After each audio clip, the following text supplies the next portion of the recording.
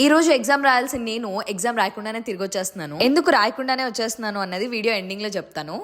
ఇది మా సార్ కోసం అన్నమాట. కన్నమ్మ సిరీస్ లో ఫస్ట్ స్టెప్ నేను వేయడానికి రీజన్ కూడా ఆయనే. నా లైఫ్ లో జరిగిన ఒక ఇన్సిడెంట్ ని మీ అందరితో షేర్ చేస్తా. కన్నమ్మ సిరీస్ స్టార్ట్ చేసినప్పుడు లిటరలీ ఎటువంటి సపోర్ట్ లేకపోతుండే, ఎటు వెళ్ళాలో కూడా నాకు అర్థం కాకపోతుండే, ఆపర్చునిటీస్ ఏం లేక ఒక డైలమాలో గివ్ అప్ ఇచ్చేద్దామని ఫుల్ గా ఫిక్స్ అయిపోయాను. అప్పుడే మా సార్ సడన్ గా పిలుస్తుండే. అసలు ఏమైంది అంటే మొత్తం ప్రాబ్లం చెప్తుండే, విత్ ఇన్ సెకండ్స్ లో ప్రాబ్లమ్ కి సొల్యూషన్ ఇస్తుండే, టీమ్ అందరినీ అరేంజ్ చేస్తుండే. నాకు అసలు మొదలే పెట్టలేను అనుకున్న నాకు ఒక సొల్యూషన్ ని అంత సింపుల్ గా ఇచ్చారు. టీమ్ అందరినీ అరేంజ్ చేసుకుని విత్ ఇన్ డేస్ లోని నేను మొత్తం కంప్లీట్ చేస్తాను అని అస్సలు ఊహించలేదు. లిటరలీ హెచ్ఓడి సార్ ఆ రోజు నాతో మాట్లాడకపోతే నేను గివ్ అప్ ఇచ్చేస్తుండే. కానీ అన్ని దారులు మూసుకుపోయినా దేవుడు మన కోసం తలుపు ఒక చోట తెరిచే ఉంచుతాడు అంటారు కదా. అలా ఆ రోజు నాకు మా సార్ ఎదురైతుండే అండ్ సొల్యూషన్ కూడా దొరికేసింది. And thank you so much sir. Literally అప్పుడప్పుడు నేను చాలా టార్చర్ చేస్తూ ఉంటాను మా సార్స్ అందరినీ. లిటరలీ మా ఇంట్లో వాళ్ళే నా అల్లరిని భరించలేరు, అలాంటిది మా సార్స్ అందరూ నన్ను ఎలా భరిస్తున్నారా అని నాకే అప్పుడప్పుడు క్వశ్చన్ మార్క్ అనిపిస్తుంది. ఎంత చెప్పుకున్నా తక్కువే. థ్యాంక్